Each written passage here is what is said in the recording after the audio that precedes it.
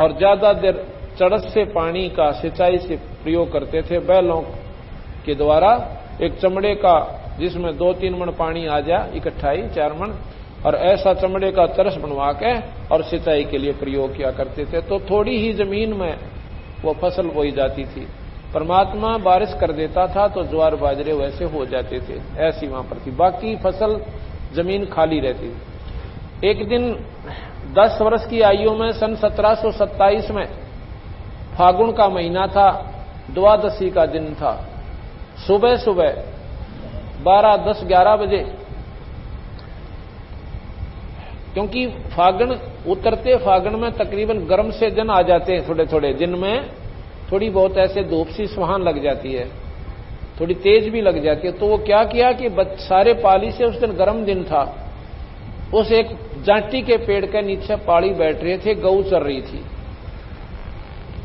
इतने में उन्होंने देखा कि एक भक्त राह चालता एक संत आने लग रहा है। वो कौन था? वो भगवान कबीर साहब थे। कबीर साहब टोपी सिर पे और छोटी छोटी दाढ़ी और धोती और कुर्ते में। ये कबीर साहब काशी के अंदर 120 वर्ष रह करके विक्रमी संवत 1575 में काशी के अंदर हजारों व्यक्तियों के सामने अपने शरीर को फूलों में परिवर्तित करके और अपने सतलोक धाम को चले गए थे। 1575 सन 1518 219 वर्ष के बाद वही शक्ति, वही परमात्मा कबीर साहब दोबारा छुड़ाने में आते हैं, अपनी सब शक्ति से प्रकट होकर आके बैठ जाते हैं उन पाड़ियों के पास। पाड़ी पूछने लगे, भाई कहां से आ रहे हो, कहां जा रहे हो? और फिर कहने लगे कि आ जाओ भोजन पाओ भाई, राह चालते। कबीर साहब कहने लगे, भाई भोजन मैं नहीं खाता, तो दूध पी ले। पहले अतिथि सेवा बहुत होती थी। राह चलते ने हाथ जोड़कर प्रार्थना किया करते थे, भाई खाने का समय, भोजन खा के जाइए। ऐसा ही बच्चों में संस्कार पड़ा हुआ था। तो वो कहने लगे, भाई दूध पी लेता है, दन्यू तो हम जान कौन जा। तो वो कहने लगे, कबीर साहब बोले, भाई एक बात करो, दूध तो मुझे पिला नहीं सकते। अकिया कैसे की आपने? हमारा बाल्टी ठोक दिया दूध की, 150 गाय हैं, कम से कम 50 दूध दे हैं। कबीर साहब ने बोले, इन गायों का दूध मैं ना पीऊं भाई। और किसका पीवे? उस बच्चिया का दूध पीऊं जो आज तक नए दूध भी ना हुई, रेक में भी ना ब्याई हो, कंवारी बच्चिया हो। वो पाड़ी ने बोले, फिर तो तुम मजाक करते हो, आप दूध पीने की आपने नीत कोई ना, अगनावे कति नीत से। अगर ऐसी बच्चिया का दूध पिला सकते हो तो दूध पी लो। गरीबदास जी खड़े हुए, हर एक बच्चिया का कान पकड़ जाए, गले में जेवड़ी सी वैसे उसकी पकड़ के और कबीर साहब के सामने खड़ी कर दी। कहने लगे, महाराज जी देखियो, या छोटी सी बच्चिया दूध क्यों कैसे देगी? ना इसका बच्चा है, ना या कदे ब्याई है। कबीर साहब ने बोले, ये तुम्हारा लस्सी का बर्तन है ना, मटका छोटा सा, इसको साफ कर लाओ। गरीबदास जी बोले, जी साफ करा दे रहा है, लस्सी हमने पी ली, रोटी लिखा, धोकर दर रखा कि लाउरे न ठाकर, और दरिश गऊ के नीचे, बछिया के नीचे रख दिया। और कबीर साहब ने ऐसे उस गऊ के ऊपर हाथ धर दिया बछिया पे। कहते इतने लंबे लंबे थन हो गए उस गऊ बछिया के, और दूध अपने आप झरन लग गया उसमें थना में। तो बोल सतगुरुदेव की जय। जब वो बर्तन मिट्टी का छोटा सा मटका जिसने बरोला कहते हैं, जब वो भर लिया, अपने आप दूध बंद हो गया। पर वो थन जो के नो इतने लंबे रहे उसके, ये दिखाने खातिर कि गांव वाले नो ना सोचें कि उन्हें जादू जंतर कर दिया होगा। गरीबदास जी ने वो उठाया मटका, वो बर्तन छोटा सा पात्र, और साहब को दे दिया, अगलो महाराज जी पी लो। कबीर साहब ने आधा पिया, आधा कहने लगा, ले अभी पाड़ियो तुम पी लो। वो पाड़ी बोले, इस पाप के दूध ना हम ना पीवे, आया है फिर क्या काट दिया दूध। गरीबदास जी बोले, मन दे जी, आपका ये अमृत हमने कद कद मिला है। मुंह लगा के वो बच्चा 10 साल का बच्चा और दूध न पी गया। और पाड़ी वो सैने पाड़ी थे, उसमें बड्डे भी थे, को 20 साल का, को 50 साल का बुढ़ा भी 40 साल का गेल था। वो उठ कर उड़े तो मुंह बनाकर 2 किला बजाकर वृक्ष के नीचे बैठे, 3 किला परली साइड में। और गरीबदास जी और कबीर साहब वहां रह जाते हैं। कबीर साहब गरीबदास को समझाने लग गया, बेटा ये मनुष्य जन्म बार बार नहीं मिला करता, इसमें भगवान बजा करें। और देख भगवान नहीं बजेंगे तो ये गौ, ये बैल, ये गिद्दड़, ये कुत्ते, ये सुअर, ये वृक्ष, ये गंदी नाली के कीड़े, ये दुनियापन भोगनी पड़ेंगी। महाराज जी फिर ये कैसे मिटे हमारा दुख? कि भगवान का भजन करना चाहिए। तो वो कहने लगे भगवान का भजन तो हम खूब करें। कैसे करते हो? कि सुबह उठा ना अपने माँ बाप को कहते हैं राम राम, और कोई मिलता रास्ते में उसको भी कहते हैं राम राम भाई राम राम। कहने लगे नो नहीं भाई, राम राम कोई जपने का अक्षर नहीं है। अकोर जी अक नहीं, राम राम जैसे कोई बीमार ने न्यू कह दे भाई दवाई खाओ, दवाई ले ले भाई, दवाई ले, दवाई ले। अब दवाई लेने के लिए जब हम जाएंगे केमिस्ट के पास, वो पूछेगा कौन सी दवाई भाई, के बीमारी है, उसका के नाम और नाम होता है वो दवाई का। अगदिनों को करे कैसे ही है भाई। हम राम राम क्यों कहते हैं? हम ये कहते हैं कि भाई राम है जो कुछ है, बाकी ये सब नकल सौदा है। हम राम राम का क्यों कहते हैं एक दूसरे को? राम में राम भाई, एक को कहते हैं ना राम राम, तो आगे वाला क्या उत्तर देता है? राम है राम भाई, राम ही राम भाई, कि जो कुछ है राम ही है, बाकी तो नकली सौदा है। इसलिए उस परमात्मा को याद करना चाहिए। कहने लगे जी न्यू तो हम भगवान कृष्ण की, रामचंद्र जी की कोई नौमी राठम मनाते हैं, अगना इसके मनाने से भी काम ना चले। ये तो एक वैसे आपको याद कि जो जैसे कृष्ण जन्माष्टमी, राम नवमी, ये तो उस परमात्मा की याद का प्रतीक है, आत्म कल्याण नहीं इससे। तो कहता है जी हम और के जपा, मंदिर में चले जाते हैं भगवान शिव जी के, में फलाने गांव में सदुलेड़ा में वह माथा टेक का उसमें पानी चढ़ा दें, भले पुरुष पत्थर की मूर्ति पर पानी चढ़ाने तक आत्म कल्याण होया करे। आप पर मूर्ति बना ली, आप पर भगवान बना मान लिया, परमात्मा अपने अंदर से बेटा। और इस प्रकार नाम से प्राप्ति होगी। अब इसे बूंदे शरीर में, इसमें तो महाराज जी हाड मांस लहू थूक बेस्टा ढीड, इसमें भगवान की तो था। गरीबदास जी प्रश्न करते हैं, बंदी छोड़ कहते हैं कबीर साहब, जैसे हाड चाम की देह में अमृत दूध सरवंत, और गरीबदास गठपिंड में भाई ऐसे है भगवंत। जैसे गऊ में वो शरीर है हाड और मांस का, और देखो उसमें दूध भी उसका मांस है भाई, कितना अमृत दूध निकलता है। इसी प्रकार जिस प्रकार वो प्रक्रिया गऊ में हुई, पहले वह नए दूध हुई और फिर उसको बच्चा हुआ और फिर दूध की बाल्टी ठोकने लाएगी, ठीक इसी प्रकार पूरे संत की शरण में जाइए, उससे नाम लीजिए, और नाम इस प्रकार तेरे घट में वो परमात्मा प्रकट कर देगा, नाम बिना नहीं होगा। तेनू बोला जी ठीक से भगवान विष्णु और शिव जी का नु कहते हैं वहां लोग बहुत बढ़िया हैं, महाराज जी मैंने वो नाम दे दो जो मैं वहां चला जा। गरीबदास जी महाराज को कबीर साहब ने बताया कि कोट जन्म तन भरमत होगे, कुछ ना हाथ लग्या रे, तो कुकर सोकर खरबा बोरे कौआ हंस बगारे। कोट जन्म तू राजा की ना मिटी ना मन की आशा, और भिक्षक हो तू दर दर हांडा तो मिला ना निर्गुण रासा। इंद्र कुबेर ईश की पदवी ब्रह्मा वरुण ध्रुमराया, तो विष्णुनाथ के पुर को पहुंचा और फिर उल्टाए आया। कोट जन्म तन मरत्या होगे जीवित क्यों ना मरे रे, और 12 मद महल मठ बोरे बहुर ना दे धरे रे। दोजक भीष सभी ते देखे राजपाट के रसिया, और 3 लोक से तरपति नाही ये मन भोगी खसिया। सतगुरु मिले तो इच्छा मेटे पद मिल पदे समाना, और चल हंसा उस लोक पठाऊं जो आज अमर स्थाना। 4 मुक्ति जा चंपी करती माया होरी दासी, और दास गरीब अभय पद पर सभाई मिले राम अविनाशी।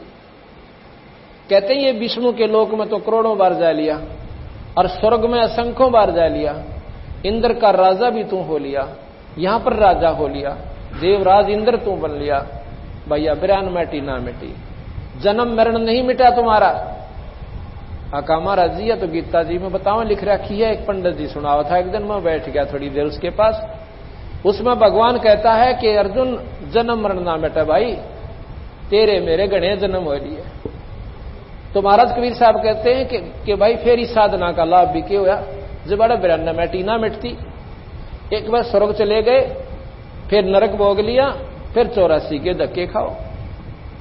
फिर कहने लगे महाराज जी फिर वह साधना कौन सी है जो या जन्म मरण मिटे, कि वह मैं बताऊं भाई। जैसे महाराज ने बताया कि सतगुरु मिले तो इच्छा मिटे, पद मिल पदे समाना, और चल हंसा उस लोक ले जाऊं जो आज अमर स्थाना, जो कदे ना खत्म हो वो सत्य लोक है, जो कभी नाश में नहीं आता। तो गरीबदास पूछे हैं कि महाराज जी क्या ब्रह्मा विष्णु महेश आदि के लोक ये समाप्त हो जाएंगे या स्वर्ग नष्ट हो जाएगा, ये पृथ्वी नहीं रहेगी? कति नहीं रहे भाई। खुद गीता जी में भगवान कृष्ण ने लिखा है कि कल्प के अंत में ये महाप्रलय होगी, ना ब्रह्मा का लोक रहे, ना विष्णु रहे, ना शिव का रहे, और सब भूत प्राणी इस प्रकृति में लीन हो जाएंगे, दोबारा फिर सृष्टि रची जाएगी, ये दोबारा फिर या विरानमाटी शुरू हो जाएगी। गरीबदास शास्त्रों में लिखा है कि 14 इंद्र मर जाते हैं जब ब्रह्मा की एक रात होती है, और 14 इंद्र फिर मर जाते हैं जब ब्रह्मा का एक दिन होता है। एक इंद्र की आयु 72 चौकड़ी युग, 72 चौकड़ी, एक चौकड़ी 4 युग की, सतयुग, त्रेता, द्वापर और कलयुग, ऐसी 72 चौकड़ी युग एक इंद्र राज करता स्वर्ग का। और 14 इंद्र मर गए 1008 चतुर्युगी या ब्रह्मा की एक रात, और इतना दिन। गीता जी में इसे लिखा है 1000 चतुर्युगी, गरीबदास जी ने लिखा है 1008 युगी, 1008 चतुर्युगी का दिन और इतनी ही रात। समझने के लिए बिल्कुल सत्य है। ये हो गया एक दिन रात ब्रह्मा का, और ऐसे 30 दिन, और 30 दिन से 2016 को गुणा करो, 30,000, 60,000 और 320, इतने चतुर्युग एक महीना बन गया ब्रह्मा का। और 12 से फिर गुणा करो, 12 छीक 72, ये हिसाब लाओ 7,20,000 कितने, ये एक महीना इतनी चतुर्युगी का ब्रह्मा का हुआ। अब सोचना ये गरीबदास महाराज के बताना चाहो हमारे को, ये अंधेरा हटा के। ये हो गया 1 वर्ष, और ऐसे ऐसे 100 वर्ष की आयु ब्रह्मा जी की है। अब 100 तो इसको फिर गुणा कर लो, इतने चतुर्युग ये ब्रह्मा की पूर्ण आयु है। और ब्रह्मा जी के 50 वर्ष पूरे हो चुके हैं, 51वां वर्ष चल रहा है।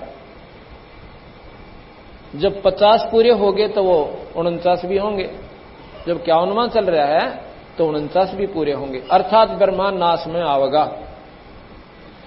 फिर लिखा है कि जब 7 ब्रह्मा मर जाते हैं, एक विष्णु की आयु की तुलना बताते हैं, जब एक विष्णु समाप्त होता है, और 7 विष्णु समाप्त हो जाते हैं जब एक रुद्र यानी शिव समाप्त होता है, शंकर जी का अंत होता है।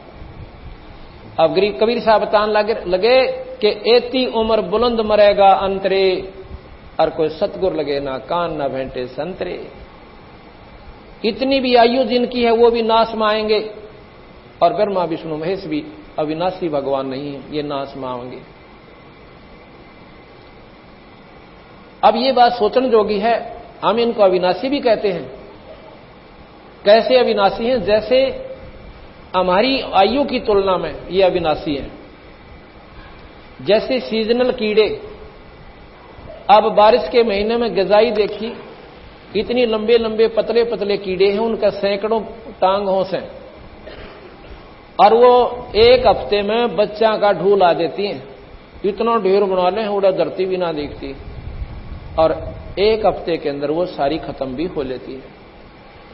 अगर वो तुलना करती है कि मनुष्यों की आयु कितनी है, कि इनके 24 घंटे का एक दिन और 30 दिन का एक महीना और 12 महीने का एक वर्ष और 100 वर्ष की नहीं आयु। अब ये गणना करनी भूल जाती हो कि ये कद मरते होंगे, ये तो मरे कोई नहीं, तो अविनाशी है। पर हमने बेराम कितने का विनाशी है, हमारी भी टिकट कटेगी, चाहे 100 साल के भी होकर जाए। इसी प्रकार हमारी तुलना उन देवताओं की आयु के सामने कीड़े मकोड़ों के समान है, लेकिन मरेंगे वो भी, नहीं तो फिर गीता जी का ज्ञान गलत हो जाता है। तो बंदी छोड़ भगवान कबीर साहब ने बताया कि 4 मुक्ति जहां चंपी करती। गरीबदास जी ने पूछा कि महाराज जी गुरु प्रहलाद कहते हैं वो तो पार हो गए। अगर नहीं बेटा, वो भी पार ना हुए, वो स्वर्ग में है और कल्प के अंत में स्वर्ग नष्ट होगा। वो भक्ति जब समाप्त हो जाएगी, उनका कमाई खत्म होगी, वो धरो प्रहलाद आदि भी दोबारा फिर स्मृत मंडल में नए सिरे भक्ति शुरू करेंगे, और फिर उनका सूत बैठा भक्ति का, ना बैठा कोई बड़ी बात नहीं है। फिर कहने लगा महाराज जी फिर ये तो बूंदा काम से, कद मारे कैसे सूत बैठे, अकमा बताऊं कति आसान। 4 मुक्ति, ये चौथी मुक्ति प्राप्त हंस से ब्रह्म धरु और प्रहलाद कहते हैं 4 मुक्ति जहां चंपी करती माया होरी दासी, और दास गरीब अभय पद पर से वो मिले राम अविनाशी। वो परमात्मा, वो राम, वो अविनाशी भगवान मिले भाई। वो कौन है? वो सतपुरुष है, वो पूर्ण ब्रह्म है, वो सतलोक में रहता है, वो कभी नष्ट नहीं होता। और उस सतलोक से ही ये सारी सृष्टि उत्पन्न हुई। ये आपको कल सुनाएंगे सृष्टि की उत्पत्ति कैसे हुई और हम यहां क्यों दुख पाए, इसका उद्देश्य क्या था। तो गरीबदास महाराज ने बोले जी मेरा तो यह बात समझ में नहीं आती, हमने कितने सुनी नहीं है बातें जो आप बता रहे हो महाराज जी। वैसे गलत नहीं मानते हम, क्योंकि संत जब कह रहे हैं तो हमारे सामने इतनी बुद्धि नहीं है कि आपकी बात को हम अस्वीकार करें, परंतु यह बात समझ में मेरे तानती नहीं, हमने सुनी नहीं किता। तो कहने लगे महाराज जी, गरीबदास जी कहें कि इतना बढ़िया लोक सत महाराज जी मुझे दिखा सकते हो? अगर दिखा सकता हूं, पर भैया सिर दड़ की बाजी है। अगर जी सिर भी आपका और यो दड़ भी आपका। और मैंने फिर कहने लगे भाई उपदेश लेना पड़ेगा बेटा, नाम लेना पड़ता, अगर इब्बा दे दो। महाराज जी ने उपदेश दिया, कहने लगा ध्यान लगा शरीर में, अब तुझे वो सतलोक दिखाता हूं। महाराज अपनी शक्ति से कबीर साहब इस जीव आत्मा को निकाल के और ऊपरले मंडलों में ले गए। वहां का शिव का लोक दिखाया, विष्णु का लोक दिखाया, ब्रह्मा का लोक दिखाया, माता का लोक दिखाया। स्वर्ग के अंदर के हालत से प्राणियों की वहां के काम हो रहे हैं वो सारे दिखाए। गणेश का लोक दिखाया, और फिर सारे जो वहां पर नरक दिखाया, वहां जीवों की के हालत से। और फिर वो निरंजन दिखाया जो 1 लाख जीव रोज यहां पर खाता है, जिसके लिए हमारे को यहां पर नकली सांग में उड़ जाके गिर रखा है। वो निरंजन दिखाया उस 21वें ब्रह्मांड के आखिरी लोक में, वहां जाकर देखा उसका विकराल रूप। कबीर साहब की शक्ति के सामने वो निष्क्रिय हो गया। तो वहां से महाराज गरीबदास जी को सतलोक लेकर गए।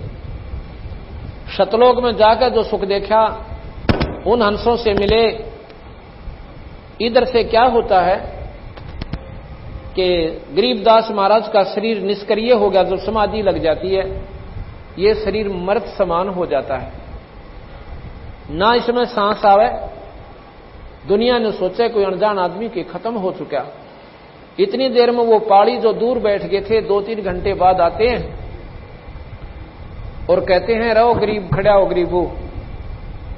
और गरीबदास महाराज ऐसे अपना सिद्धासन लाके और यूं बैठे, आंखें खुली और ऊपर ने ध्यान ऐसे लगा रखा, लेकिन वो आत्मा उसमें नहीं थी, वो शरीर दरिया था, रखा हुआ था।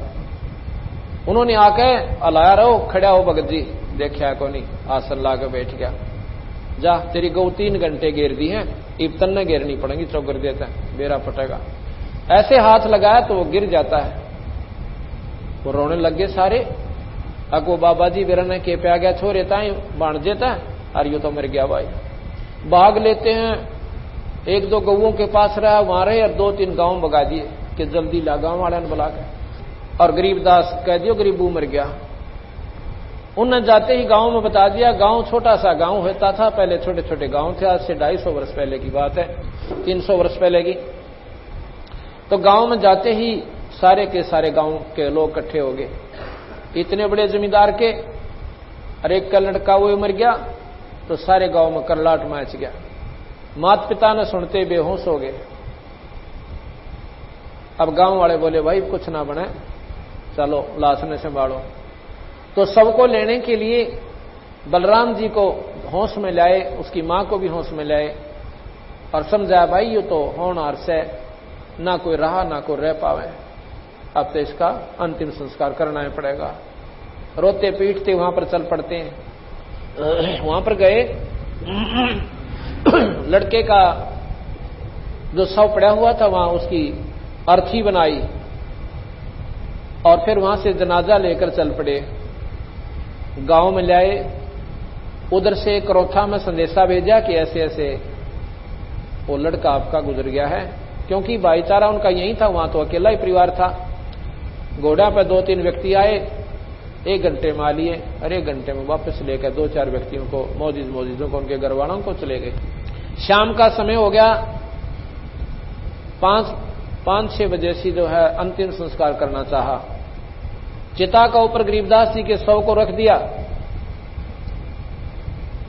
और अग्नि लगाने की चेष्टा ही कर रहे थे, इतने में वो सारी लकड़ी ऐसे हिलने लगी और एकदम जो महाराज जी के ऊपर बंधन बांध रखी थी रस्से उस अर्थी पे अपने आप टूट गए और बंदी छोड़ गरीबदास जी सत साहिब कहते हुए खड़े हो जाते हैं। बोल सतगुरुदेव की जय। और उठ के वो क्या बोलते हैं, ना तो किधर भाई ने पछाने, ना पिताजी ने और ना ही माता को, ये बाणी बोलने लगे। गांव वाला ने सोचा भाई छोरे के वो दूध दाद पिलाया था ना उस बिना ब्याही हुई बच्चिया का, और वो बाबा जी को मंत्र पढ़ कर पिला गया इसको, ये बावड़ा हो गया। चलो भाई बावड़ा तो हो गया, पर माता पिता का सहारा तो बनाए रहेगा, इसका सहारा ये दिन काट लेंगे अपने। महाराज जी बोल रहे हैं वो परमात्मा के बारे में जानकारी, और वो के जाने अनजान आत्मा उस परमात्मा ने, और वो कहते हैं ये बावड़िया कहने लगेंगे। जो सतगुरु महाराज ऊपर देख का वो यथार्थ स्थान हमारा, जहां से हम सारी सृष्टि आई थी, जहां से ये ब्रह्मा विष्णु महेश भी वहीं से आए थे और वहीं से ज्योत निरंजन आया था और ये 21 ब्रह्मांड वहीं से आए थे। उस सतलोक ने देख के महाराज जी पागल से हो गए। हमने सपने भी ना थे भगवान कौन है और हम कहां तक की साधना करके किस प्रकार तंग पाते थे। इस प्रकार कई वर्षों तक, 2-3 वर्ष तक ऐसे ही पागलों की तरह यह वाणी बोलते रहे और ऐसे उनकी आंखें चढ़ी रहे जैसे फिलोसफर होते हैं। एक दिन क्या हुआ कि दादूपंथी एक महात्मा गोपाल दास सेठ था, लाला जी, लेकिन वो संत बन गया था। संत कैसे बनते हैं?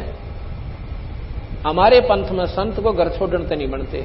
वो 60 साल की आयु में था, बच्चों की शादी करके, नाम बचपन से ले लिया था, 15 साल की आयु में बच्चों की शादी करके निश्चिंत हो गया। चौथे आश्रम में अपना घर में रहता भी था और बाहर भी जाके समय स्थान पर कबीर साहब के बारे में जानकारी देता था, क्योंकि दादू साहब स्वयं कबीर साहब के शिष्य हुए हैं।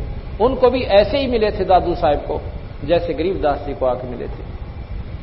तो वो संत जब आया तो गांव वाला ने सोची भाई संतां के द्वारा दी गई फटकार संत काट सके। उसके पास जाते हैं कि महाराज जी ऐसे ऐसे हमारा एक छोरी का छोरा है और उसका बेराना किसी संत ने के फटकार मार दी, वो तो बावड़ा हो गया और वह छोरी रो रो कर लाल आंख कर रही से अगिया कौन बड़ी मरी गया। एक तो संतान हुई अरियो की तजोगा भी कोई ना के जानो में बोली आत्मा उस परमात्मा को। अब लाल की परख तो जोरी करे, अनजान आदमी तो नहीं उठा के भगा दे पत्थर समझ के। तो वो कहने लगे अभी ले आओ मेरे पास, कोई ऐसी बात है तो मैं अपनी कोशिश करूंगा। जब उसके पास ले आए गरीबदास को, बैठा दिया, बैठ जा बेटा, बैठ गया। हाँ कौन था वो और किसने पिला दिया तेरे को ये गंदा दूध? महाराज जी बोले ऐसे ना को महाराज जी, वो परमात्मा थे, भगवान आए थे स्वयं। कौन थे? अलल पंख अनुराग है सुन मंडल रह थीर और दास गरीब उधारी है मोए सतगुरु मिले कबीर। कबीर साहब का नाम मिला सुनते ही, और वो तो लगे रहे बाणी बोलन खातर, डटे को ना बंदी छोड़ कभी गरीबदास जी। वो दादूपंथी 60 साल का महात्मा उस 10-12 साल के बच्चे के मुंह का न देखे, न बोला रे बड़ी दुनिया, ये तो भगवान बोल रहा भाई, इसमें तुम क्या कहते, ये बावड़ा हो गया, बावड़े तो तुम सोचो, जानते कोई ना इसके बारे में। उठ कर वो 60 साल का महात्मा और गरीबदास जी चल पड़ता है, उसके पीछे पीछे हाथ जोड़ के कहता है, महाराज जी ये वाणी लिखवा दो, महाराज जी ये वाणी लिखा दो, ये कलयुग के जीवों के लिए उद्धार का कारण बनेगी। तीसरे दिन वो महात्मा से गरीबदास बोलते हैं, कहने लगे गोपाल दास अगर ये सारी लिखा तो लिखवाऊं, कहते बीच में छोड़ कर भाग जा, अकना जी सारी लिख दूंगा। कहने लगे चल। बड़बेरी का बाग था उनका, गांव से 2-4 किले की दूरी पर जैसे बनी होता था। उसमें एक बहुत बड़ा जांटी का वृक्ष था, पहले उधर जांटी ज्यादा होती थी। उस जांटी के पेड़ के नीचे बड़बेरी के बेर में, बाग में, और गरीबदास जी बोल रहे हैं, वो 60 साल का महात्मा विद्वान, वो लिखा है। ये सारी की सारी वाणी लिपिबद्ध की गई। 6 महीने में ये लेखन कार्य पूरा हुआ। साहेब गरीबदास बोल रहे हैं और वो दादूपंथी लिख रहे हैं। आज ये संतों ने, हमारों ने इसको प्रिंट करवाया। इसमें गरीबदास महाराज ने 4 वेद, 6 शास्त्र, 18 उपनिषद, 11 उपनिषद, 18 पुराण और महाभारत, गीता, भागवत, रामायण ऐसे ढंग से चित्रित कर रखी है कि तुलसीदास की रामायण भी फिक्की लग जावे। ऐसे ढंग से, ऐसे मार्मिक ढंग से इन्होंने, लेकिन थोड़े ही शब्दों में पूर्ण वर्णन दे दिया। और साथ में उस पूर्ण परमात्मा सतपुरुष सतलोक की प्राप्ति का भी जानकारी इसमें पूर्ण ढंग से दी। ये क्यों लिखी इन्होंने कि कोई नो ना सोचे कि गरीबदास महाराज ने इन शास्त्रों का ज्ञान को न था। पंतांजलि का योग शास्त्र उस अनपढ़ महात्मा ने, गरीबदास महाराज ने, भगवान ने ऐसे ढंग से लिख रखा कि योगी सिर मारते, क्योंकि वह स्वयं ईश्वर थे। उन शरीर के अंग अंग छान के इसमें लिख रखे। एक 104 साल के महात्मा योगी रामानंद जी महाराज जी, और बहुत तगड़े शास्त्रों के जानने वाले, उनके साथ योग मार्ग को ऐसे ढंग से चित्रित कर दिया कि वो 104 साल का महात्मा और कबीर साहब के 5 साल के बच्चे के पांव में पड़ गया। कबीर साहब के, अब कबीर साहब और गरीबदास जी, ये 2 दिन आपको ये नाम सुनने को मिलेंगे। और साथ में एक पात्र होगा ज्योत निरंजन, जो आपके लिए कति नया होगा। ये तीनों अक्षर आपके लिए नए होंगे। और बाकी हमारे 3 पात्र और होंगे, ब्रह्मा विष्णु महेश, ये आपके सुने सुनाए होंगे। इनकी महिमा भी आपको ज्यों की त्यों बताई जाएगी, जो कि आज तक हम शास्त्रों में पढ़ते और सुनते आए। इन्होंने क्या किया है कि इन शास्त्रों का निष्कर्ष निकाला और यह भेद दिया कि ये 3 लोक के भगवान से भाई, ब्रह्मा विष्णु महेश, यही शास्त्र बता रहे हैं। लेकिन 3 लोक की क्या साधना है और किस विधि से श्रेष्ठ साधना इनकी आप कर सकते हो। जो अन्य आप साधना करते हो वो मुक्ति की नहीं है। ना शिवलोक प्राप्त कर सकते, ना विष्णु लोक प्राप्त कर सकते, और ना ही आप आत्म कल्याण करा सकते। इन भगवानों की साधना भी आप गलत करते हो। आप क्या करते हो, जैसे अभी बताया था कि तीर्थ पर जाते हो, मंदिर में मूर्ति बना के उस पर पानी डाल देते हो, वहां भगवान नहीं से भाई। ये धोखा तुम्हारे साथ अनजानपने में किया हुआ से। किसी पूर्वज हमारे अनपढ़ होते थे, किसी अनजान से वो पूछ रहे थे ज्ञानी विद्वान से कि भगवान कैसा होता है महाराज। 1 बार पूछा, 2 बार पूछा, उसने सोचा ये तो कान खा लेंगे। उस विद्वान ने क्या करा कि भगवान विष्णु का साधक था, तो विष्णु जी की मूर्ति बना के, जैसा भी वो अपने दर्शन करता था उसके अपने नाम साधना से, वो आकृति मिट्टी की बना दी और फिर वो रख दी कि भाई ऐसा है वो मेरा भगवान। ये भगवान विष्णु के 4 भुजा बना दी, हाथ में शंख गदा चक्र दे दिए, और यो सब इसने माथा टेक, मैं इसकी आदर करता हूं। आदर के लिए स्वयं माथा टेकते थे वो संत, और उनको भी बता दिया कि भगवान ऐसा हो सबाई। और फिर उसकी पूजा शुरू हो गई। फिर वह पत्थर की बन गई। उस पत्थर की मूर्ति पर पानी चढ़ने लग गया, पता से चढ़ने लग गया, उसको भोग लाने लग गया। महाराज के ये तो उनको इसलिए बताया था परमात्मा ऐसा होता है, लेकिन उसको पाने की विधि ये नहीं है कि उस मंदिर में पानी डालने जाओ। जैसे बच्चा स्कूल में पढ़ता है उसको दिखाते हैं आ का आम, आ का आम, आ अक्षर की जानकारी और साथ में आम का चित्र। अब बच्चा उसने बार बार देखा और फिर आम खाना चाहे, क्योंकि आम के गुण का ज्ञान बहुत मीठा होता है, फलों का राजा होता है, शरबत से भी मीठा होता है, तो खाने की इच्छा वो चाहे तो कैदा खोल के बैठ जावे, आम खाऊंगा। और कोई जानकार जिसने है वो ने कहा बेटा इसमें आम को ना, ये आम नहीं है इसमें, अग्नो ये आम है। मारे गुरु जी बताया करते हो आका आम, ये तो मूर्ति दिखाई तेरे को भले पुरुष, यो किसने बहका दिया। आम तो मंडी में मिला है और जेब में 20 रुपये हो और जब मिला है, इस कैदे में आम नहीं है। इसी प्रकार पत्थर में परमात्मा, उस मंदिर में भगवान नहीं है, वहां उसका चित्र है। उसने 100 बार देख सकते हो और लाख बार देख सकते हो, आदर भी कर सकते हो, पर आत्म कल्याण को ना।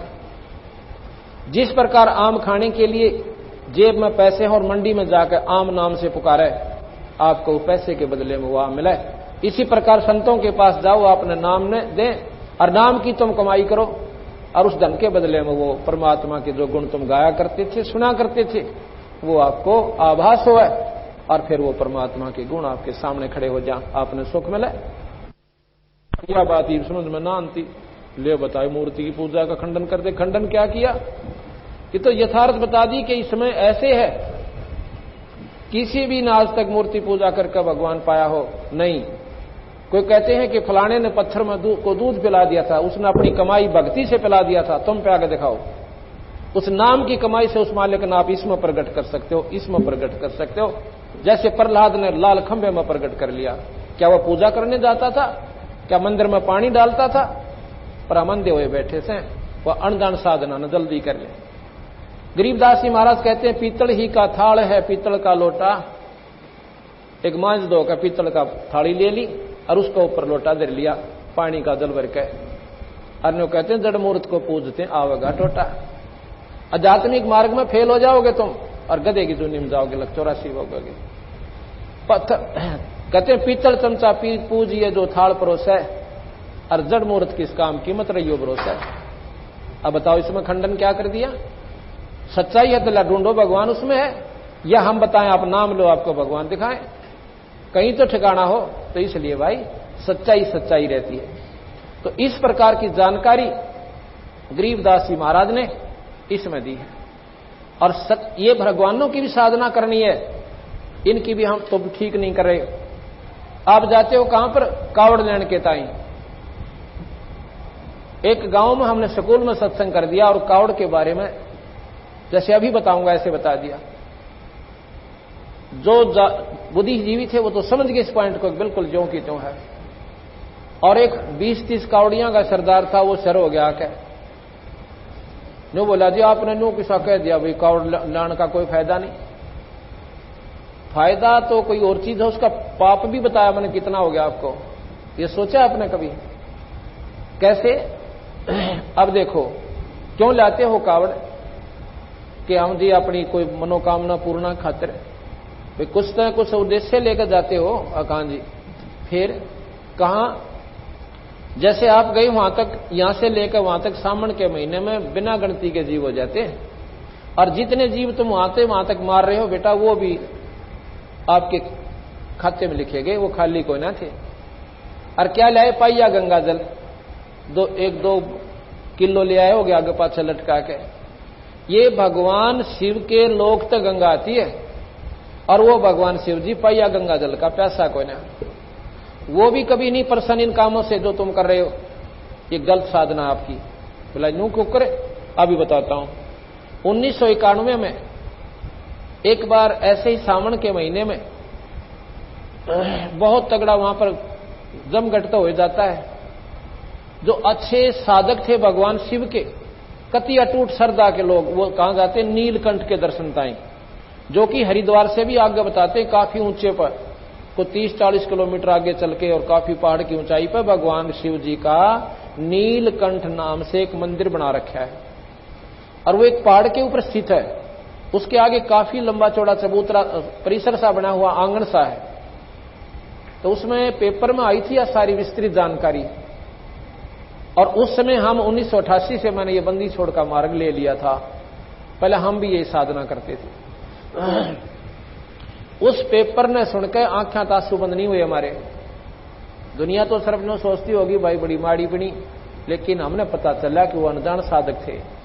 क्या हुआ कि सारी रात वो भगवान की शिव की साधना करते रहे, उनकी आरती गाते रहे, और ठीक सुबह 3-4 बजे सी क्या कहते हैं कि वो मंदिर नीलकंठ ही गिर गया, वो पहाड़ टूट गया। क्यों? क्या हुआ कि उस पहाड़ के ऊपर स्थित था, उस पहाड़ के साथ में पानी झरने का बह कर निकलता रहा। किसी ने पता चला कोनी नीचे से उसने कति खोखला कर दिया, और वो कुछ ऐसा झटका सा लग गया कि वो पहाड़ भी और नीलकंठ का मंदिर भी कहते हैं वहां गिर गया, टूट गया। वो सारे शिव के साधक कहते हैं कम से कम 1500-1600 आदमी तो उड़े मर गए। उसी पर इतना बुरा हाल कहर हुआ था, उसमें देखा भी नहीं जाता, अखबार देखने ने भी दिल नहीं कर रहा था, इतना कालजा कांपा था। बाकी जो बचे खुचे वो वहां से भाग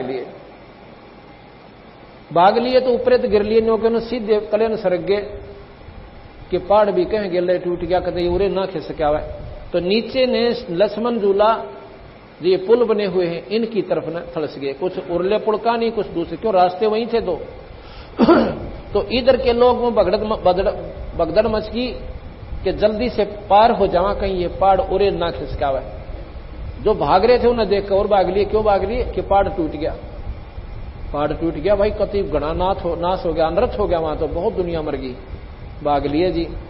उधर से लोग सुबह 6-7 बजे न्योन तक निकलने लग रहे, 6 बजे से। तो वो पुल पे इधर से भागने वालों की भगदड़, न्योन से आने वालों की जनसंख्या, वो समूह बीच में जा कट गया। इधर वाले से पूछे रहे क्या हो गया, क्यों भाग रहे? सो वो कहते हैं पहाड़ टूट गया। पिछले बताता है, अगला सुना रहा क्या हो गया, पहाड़ टूट गया। अगले ने सुन गया कि वो पुल टूट गया। भाई जब इतनी भगदड़ यहां मच रही है तो इससे कोई गड़बड़ हो रही है, तो आगे नोन वाला ने सुन गया कि पुल टूट गया। वो इधर भागने की सोचे कि तुम बीच में आगे ना नोन जान दोगे ना इधर जाने दोगे, और वो इधर भाग रहे हैं, बीच में फंस गए और इतना जोर लगा रहे हैं कोई इधर कोई इधर। कहते हैं उसमें लिखा था सैकड़ों व्यक्ति बूढ़े और बालक तक नीचे कुचल दिए, 100 आदमी तक नीचे दबकर मर गए, उठे नहीं गए उनसे। बाकी जब वो कति जाम लाग गया तो बीच में सुनने वालों ने सुन लिया कि पुल टूट गया। कहते हैं सैकड़ों आदमी गंगा में दांक मार गए कि ये न्यों का न्यों पड़ेगा और हम तोड़े मरेंगे बीच में दबकर, कि मैं हो सकता आत्मा मार के बची जाऊं। ये पूर्ण विस्तृत जानकारी उस पेपर में आई थी। अब भगवान गरीबदास महाराज की वो बात मेरा रह के याद आवा है कि गलत साधना से भगवान शिव जी विराजी को ना अमरनाथ की यात्रा पर गई थी वो श्रद्धालु आत्माएं जो भगवान शिव के दर्शन खातिर गई थी, और वहां पर के कहर हुआ था, बर्फ में दबकर मर गए सैकड़ों हजारों व्यक्ति। अगर भगवान शिव इन साधना से राजी हो, क्या इस कहर ने टाल नहीं सकता? तो इसलिए भाई यह गलत साधना आप करते हो, परमात्मा कति राजी नहीं से। ना किसी शास्त्र में, गीता जी में भगवान कृष्ण कहता है ये मनमुखी साधना तुम्हें सत्यानाश का कारण बनेगी। अब ना तो हम गीता जी को मानते और ना ही रामायण के उस नाम के ऊपर आधारित के कलयुग केवल नाम धारा सुमर सुमर नर उतरो पारा, वो भी छोड़ दिया। मेरे जैसे ननजान ने क्यों मेरा बता दिया, उसको पाछा बाज लिए। फिर देखा देखी, कहां जाते हो? कि कावड़ लाऊंगा मैं भी लाऊंगा। फिर उसने नौकंगे 2 जोड़ा करते हैं और डरा दिया, जोड़ा ना करा जो मर गया। क्यों? एक कबर मार ले से इंसान वाण जान में फिर न्यों का भाई 4 लाओ जब गणा फायदा, अगला गेड़ा बेरना कितने जाएंगे।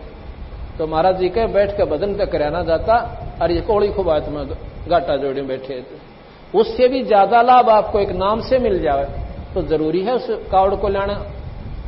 तो वो 20-30 आदमी और बैठे थे वहां पर। फिर उन्होंने कहा भाई देखो सोचने जोगी बातें हैं, वो अपने अनाड़ीपने से तो इसको स्वीकार करो या इसका अस्वीकार करो, वो तुम्हारी अपनी मौत से, पर किसी शास्त्र में दिखा दो इस साधना का कितना प्रमाण होता मान लेंगे। और गीता जी में भगवान कहा है कि मनमुखी साधना आपका सत्यानाश का कारण बनती है, ये तुम्हें 184 में ले जाती है। बताओ, ना तुम गीता जी को स्वीकार करते और गीता जी की महिमा गाओ देश गणी, तो मेरी महिमा तो बात नहीं, उसका अनुसरण आपने करना पड़ेगा। तो इसलिए बंदी छोड़ भगवान गरीबदास महाराज ने ये जानकारी देने के लिए ये इतने बड़े ग्रंथ साहब की रचना करनी पड़ी। कति अनपढ़ और इसमें विद्वान फेल हो जाते हैं उनकी वाणी के सामने। सभी शास्त्रों का ऐसा निचोड़ काट दिया, उनको कति सुचारू कर दिया। जैसे विष्णु पुराण में लिख रखा है कि विष्णु जी सृष्टि के बनाने वाले हैं, रचना करने वाले, और इन्होंने शिव और ब्रह्मा की उत्पत्ति की। ये शिव पुराण मेरे पास रखा, किसी ने पढ़नी हो तो विष्णु पुराण पढ़ लेना। और फिर विष्णु और कहते हैं ब्रह्मा और शिव की उत्पत्ति स्वयं भगवान विष्णु ने की अपने सहयोग वास्ते। विष्णु पुराण में लिखा है कि विष्णु शिव जी जो है सब देवन पति देव है और सारी सृष्टि का रचने वाला यही है, और ब्रह्मा और विष्णु इन्होंने ही बनाए हैं। ब्रह्मा पुराण में लिखा कि ये प्रजापिता है और शिव और ब्रह्मा विष्णु इन्होंने ही बनाए हैं। शक्ति पुराण में लिखा है कि ये जगत जननी है, ये जगदम्बा है, ये तीनों देवताओं की मां है, ब्रह्मा विष्णु महेश की ये माता है, और यही सारी सृष्टि की रचने वाली है। अब गरीबदास जी महाराज कहते हैं भाई जब शास्त्र तो हैं सारे और उनका लेखक भी एक ही है, व्यास जी ही गीता जी का लेखक, व्यास जी ही 18 पुराणों का लेखक, और सुख सागर आदि का ये व्यास जी ही लेखक है। अब गरीबदास महाराज ने सारे शास्त्रों को एक ऐसे मोड़ पर लाकर धर दिया। एक ऐसी कहानी हम आपको कल सुनाएंगे जिसमें ये सारे के सारे शास्त्र अपने आप सुलझ जाते हैं। ना ब्रह्मा बड़ा रहे, ना विष्णु छोटा रहे, ना शिव में कोई कमी पावे। उसकी एक ऐसी विधि भी तो उन्होंने बताई है, जब हमने उस मूल का बेड़ा पाटेगा जब पता चलेगा ये कौन शक्ति है और कहां से उत्पत्ति हुई और क्या ये इनके काम है और कैसे ये हमें लाभ देते हैं। तो वो सृष्टि रचना हम आपको कल सुनाएंगे। सबसे पहले कल सृष्टि रचना शुरू होगी और उसमें पूरा विवरण दिया जाएगा। आज आपको सत्संग के माध्यम से और आदि पुराण गरीबदास महाराज जी का शुरू कर रहे हैं। इसमें रामायण भी, महाभारत भी और शिव पुराण भी, बहुत कुछ आपको सुनने मिलेगा और बहुत आनंद आएगा। अभी 10-15 मिनट के बाद आज रेस्ट करेंगे, पहले सुनिए। आदि पुराण। ग्रीव नमो नमो सतपुरुष को, नमस्कार गुरु कीन, शुर नर मुनि जन साधुआ, संतों सर्वस दीन। ओंकार अपार समूलम, नाद बेंद बिन है अस्थूलम, सतपुरुष को सिरजी माया, शब्द स्वरूपी रूप बनाया। सतपुरुष ने माया बनाई, सतपुरुष ने या शेरा वाली माता की उत्पत्ति की। सतपुरुष को सिरजी माया, शब्द स्वरूपी रूप बनाया। इस माई का शब्द से रचना की सतपुरुष ने। ये तो मोटी मोटी सी बता रहा हूं आपको। संख लोचनी संख ज्ञाना, आज अनादि पुरुष का जाना। मन से सिरजी मनसा नारी, उपजी माया आदि कुमारी। अबला सुंदरी नार नरेसा, भंगले गनाद नहीं परवेशा। परानंदनी मूला माया, दारुण देवी सिरजी राया। मूल उचार होत तिस माही, सर्वकला समर्थ पद जाई साई। पिंगुल बैन नैन पद नेहा, सुनियो पिता सतपुरुष विदेहा। कौन काज कीनी मोह अंगा, कहो पिता मोह निज पर संगा। ये माया जब सतपुरुष ने बनाई, इसने पूछा कि हे पिताजी अब मुझे बताओ आगे क्या काम है और किसके साथ किसके पास मैंने जाना है। कौन काज की न्यामोय अंगा, किस लिए मुझे बनाया, मेरा शरीर आपने किस लिए बनाया पिताजी। कहो पिता मोह निज पर संगा, कहा पुरुष जद बचन विचारी। कीर्ति लोक रचो संसारी, बोले पुत्री अति अधीना। कौन पुरुष हमरे संग दीन्या। के कहते हैं कि किस पुरुष के साथ मुझे भेज रहे हो ताकि मैं सृष्टि की उत्पत्ति करूं। रजगुण छतगुण तम गुण संगी, अक्षण में रचा तब शब्द त्रिभंगी। के कबीर साहब ने ये 3 गुण और 5 तत्व 3 गुण इस माई को दे दिए, रजगुण सतगुण और तमोगुण। गरीब त्रिभंगी तीनों कला, ब्रह्मा विष्णु महेश। सतगुण रजगुण तमोगुण ये घट घट में परवेशो। सतगुण विष्णु जी हैं, रजोगुण ब्रह्मा है और तमोगुण शिव है। कहते हैं इस माया ने इन तीनों की उत्पत्ति की। कैसे की? पुत्री मस्तक शीस नमाया, अंजन मंजन लेप चढ़ाया। रैसी माया बदन विनोदम, ज्ञान ध्यान उपजे परमोदम। बटक बीज पिंडल विस्तारा, इंद्री 5-25 लारा। मन गुण कर्म मां शान सब दीन्या, रजगुण सतगुण तमोगुण बीन्या। कमल नैन कमलापति रानी, 14 भवन भरे जल पानी। कल्प करी जद मूला माया, ता पानी में अंड उपाया। जलमिल करण कमल पर संगा, कमल माही जलमिल किरण कमल पर कास्या, कमल माही ब्रह्मा का बासा। ओंकार बीज उत्पाती, उपजे ब्रह्मा सत के नाती। दंड कमंडल ब्रह्मा लाए, योग 36 कमल भरमाए। जुग 36 धरे जा ध्याना, भंवर गूंज में भया दीवाना। तप तप ब्रह्मा वचन सुनाया, ब्रह्म रोह शिक्षा पद पाया। किलियम मूल मंत्र मन माला, ओम शब्द रचे चित्रशाला। कच्छ मच्छ कूर्म और शेषा, धौल धरणी की न्या परवेशा। चंद्र सूर तारायण तेजम, लोक दीप फुलवाड़ी सेजम। के उस माया ने किस प्रकार ये लोक आदि बनाए, वो अब विस्तृत जानकारी देंगे। ये तो वाणी सुना रहा हूं आपको। शरजे ब्रह्मा विष्णु महेशा, ओंकार की या परवेशा। शेष नाल जद ब्रह्मा आए, मंत्र भेद दिया गौराए।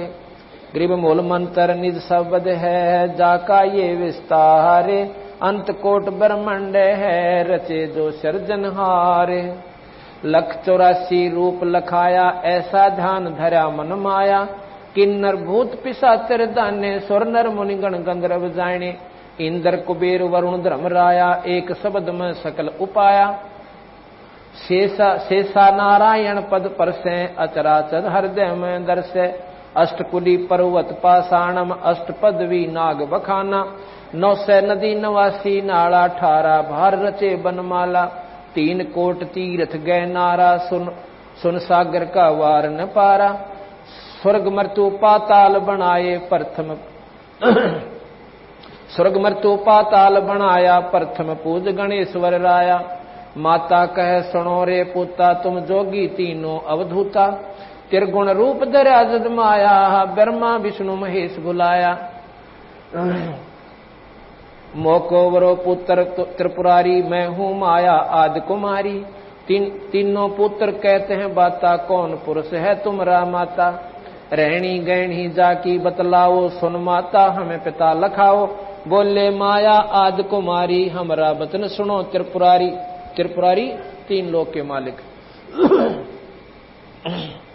पृथ्वी ऊपर धरे न देही, गगन मंडलम वो पुरुष विदेही। माता आदि ज्ञान गौरावे, पिता तुम्हारी दृष्टि नहीं आवे। ग्रीव पिता पुरुष परमात्मा, निर्वाणी नीतंते। पुरुष विदेही आदे है, नाम गाम नहीं पंथे। मैं अष्टंगी हूँ सत्य स्वरूपा, अंत कोट गुण ज्ञान अनूपा। माई कहती है कि मैं अष्टभुजा की अष्टंगी हूं और अंत कोटों के ब्रह्मांड का अनंत कोट गुण ज्ञान अनूपा, यानी मेरे जो शक्ति है, मेरे अंदर जो गुण है वो सबसे ज्यादा है। ओम आदि बीज फल मोरा, श्यावत्री लक्ष्मी भई गौरा। ब्रह्मा विष्णु महेश्वर वरिया, पुत्री पुरुष किए नर हरिया। ब्रह्मा विष्णु महेश्वर साथा, माता ही का राख्या नाता। जाकू देख जगत सब भूला, एक अग्नि एक चूल्हा। अंधकार गुण किया परेरी, सोही माता सोई चेरी। सतपुरुष निर्गुण निर्बानी, संख कल्प युग जोग ध्यान। सतपुरुष निर्गुण निर्बाना, संख कल्प युग योग में ध्याना। संख कल्प युग गए बिहाई, ब्रह्मा समाधि अखंड लगाई।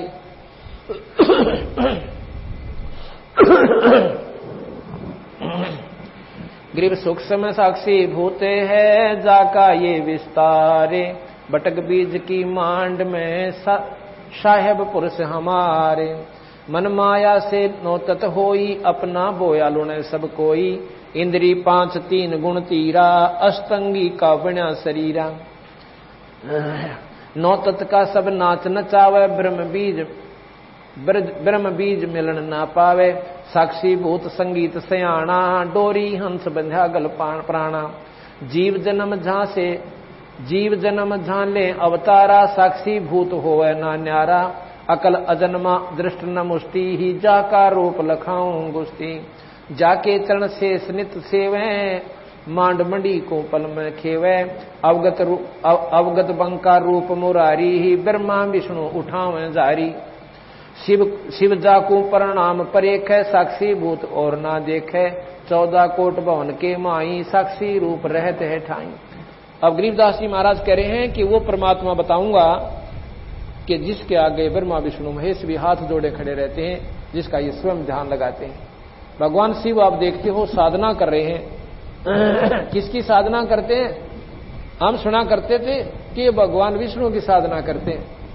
ये तो तीनों इक्विवेलेंट पावर है, इसकी साधना क्या करेंगे?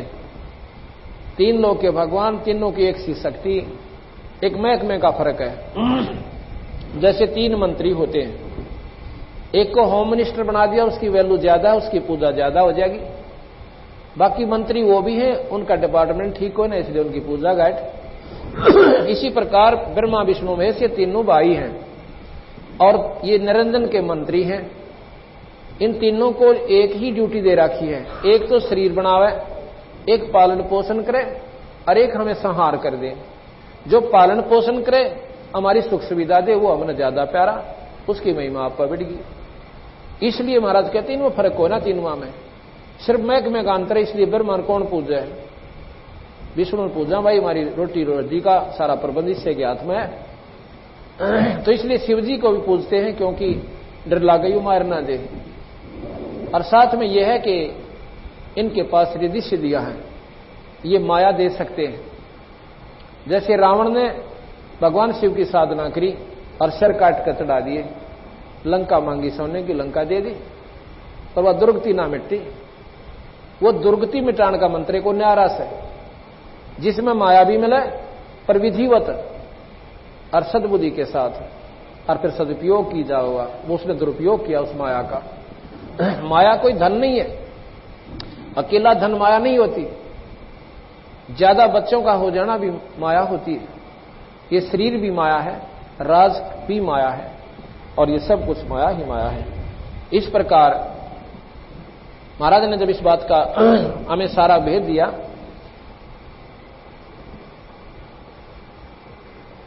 तो उन्होंने बताया कि ब्रह्मा विष्णु महेश ये 3 लोक के भगवान हैं। इन तीनों के कर्तव्य बता दिए, और इसमें ये बता रहे हैं कि शिव जाकू प्रणाम परेख, भगवान शिव भी जिसको नमस्कार करता है, और साक्षी भूत रहे नहीं देखे, 14 कोट भवन के माही, साक्षी भूत रहे सब ठाई, अवगत बंका रूप मुरारी, और ब्रह्मा विष्णु उठावे जारी। यानी उनसे ऊपर की एक शक्ति है। जैसे डीसी के सामने प्रधानमंत्री मुख्यमंत्री आ जावे, तो वो डीसी उस मुख्यमंत्री की अटैची पकड़ता है। लेकिन ये भी नहीं कह सकते डीसी में कोई पावर को ना, लेकिन उस मुख्यमंत्री का आगे वो बहुत छोटी शक्ति हो गया। और प्रधानमंत्री आ जावे तो मुख्यमंत्री वो डीसी वाला काम करे। इसी प्रकार ये 3 लोक के परमात्मा ब्रह्मा विष्णु महेश, 21 ब्रह्मांड का मालिक है ज्योत निरंजन, जिसको वेदों ने ब्रह्म की संज्ञा दी है। इससे ऊपर एक परब्रह्म शक्ति है जो 7 शंख ब्रह्मांड का मालिक है, नील पद्म शंख, 7 शंख ब्रह्मांड का मालिक वो परब्रह्म है। और असंख्य ब्रह्मांड का मालिक है वो पूर्ण ब्रह्म परमात्मा। रोज सुना करते कि ब्रह्म कभी पार ब्रह्म और कभी पूर्ण ब्रह्म। हम आर के क्या करते, ये विष्णु जी ब्रह्म, ये पूर्ण ब्रह्म और ये पार ब्रह्म। नहीं, महाराज गरीबदास जी कहते ऐसा नहीं, तुम्हारी सुनन में समझन में फर्क है। डीसी कहो एक तरफ से तो, और डीसी ने नो को यू है मुख्यमंत्री, और फिर को यही प्रधानमंत्री।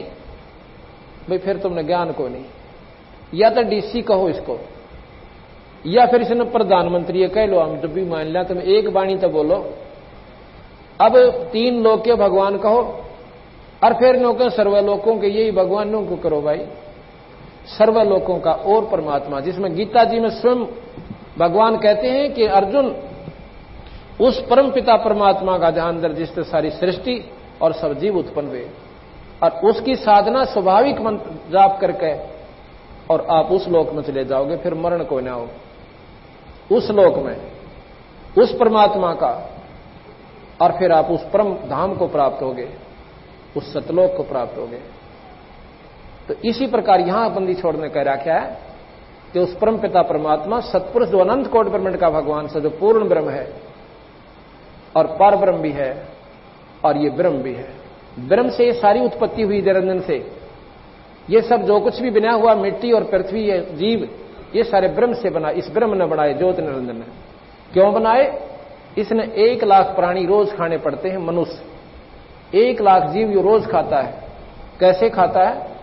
इस शरीर को नहीं खाता, ये तो खोखा है ऊपर का। इसके माध्यम से दुष्कर्म करवाता, जितने ना कर सके ये प्राणी उतने करवा दे से, और फिर इसके माध्यम से सूक्ष्म शरीर के ऊपर इसका लेप जमाता है, और उस वासना को फिर तपस्या के ऊपर भून कर इस जीव ने इतना गर्म कर दे, ये बेसोधी हो जाता है, और वहां ये मैल छोड़ता है उस सूक्ष्म शरीर के अंदर से, और फिर वहां से अपनी सिद्धि से उड़ा देता है। ये ब्रह्मंडों में से घूमता हुआ वापस आता है, ये ठंडे वातावरण में आकर फिर शोधी में आ जाता है।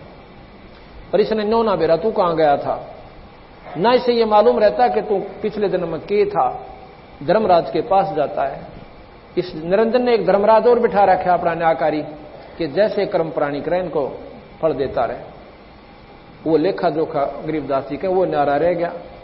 फिर अपने कर्म अनुसार ये कभी पशु बने, कभी गधा बने, और कभी मनुष्य शरीर में जा। तो शरीर जीव मरता नहीं, ये अमर है, लेकिन ये मरणते भी गुंडा, कभी गधा बन गया, कभी कुत्ता बना, कभी कुतिया की जूनी होगी, कभी टांग कट गया, कभी कैंसर होगी। ये मनुष्य शरीर में कौन सुखी? किसी का एक लड़का था वो मर गया, किसी का जवान लड़की का पति मर गया, और 24 घंटे बूचड़ खाने में ये प्राणी अपने जीवन को बर्बाद करके चला जाता है। तो यहां ये बताना चाहते बंदी छोड़ के ये निरंजन जो स्वरूपी निरंजन ये आपको धोखा दिए बैठे हैं, और साथ में इसने ब्रह्मा विष्णु महेश को भी धोखा दे रखा है, क्योंकि यथार्थ ज्ञान गुप्त कर दिया और इन गलत शास्त्रों का प्रचार, यानी अपने तक सीमित शास्त्र ही यहां पर प्रचारित करवा दिए। तो इस बारे में कल आपको सबसे पहले हम ये सुनाएंगे। आज सत्संग फिर होगा। आज थोड़े से हम लेट हो गए थे, इसलिए क्षमा चाहते हैं। जैसा कि अभी प्रकरण चल रहा था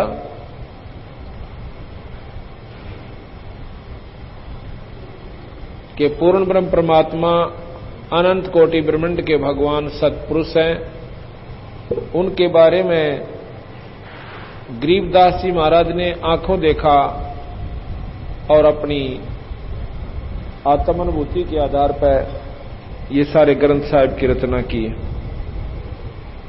वही वाणी में आपको सुना रहा था।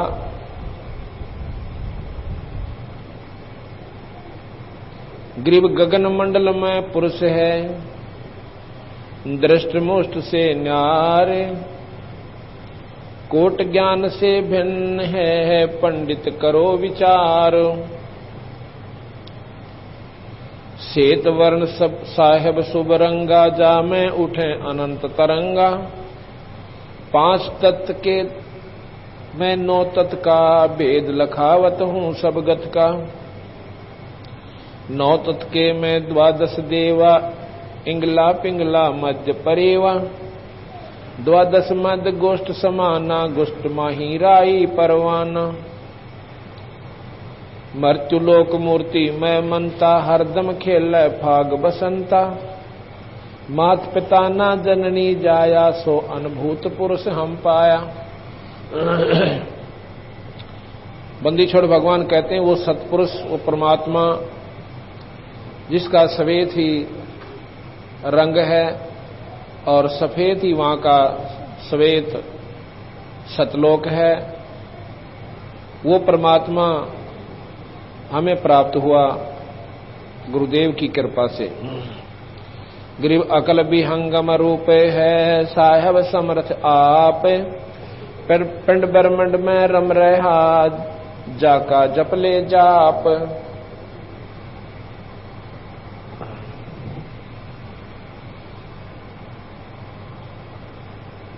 जैसे गुड़ी उड़े सुन माही, खेल खिलारी डोर बंधाई।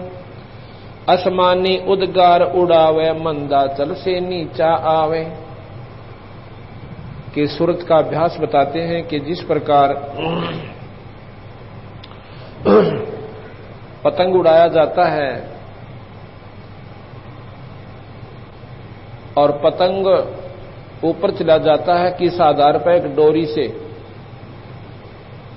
इस प्रकार वो डोरी उसको उड़ा भी रही है और विधिवत चला भी रही है।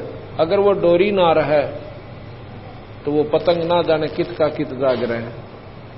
इसी प्रकार बंदी छोड़ भगवान कहते हैं कि गुरु से उपदेश लेकर उस नाम से जुड़ा हुआ अभ्यासी अभ्यास करता है तो अपने यथास्थान पर उस नाम की डोरी के अनुसार इसकी वो समाधि यथास्थान पर चली जाएगी।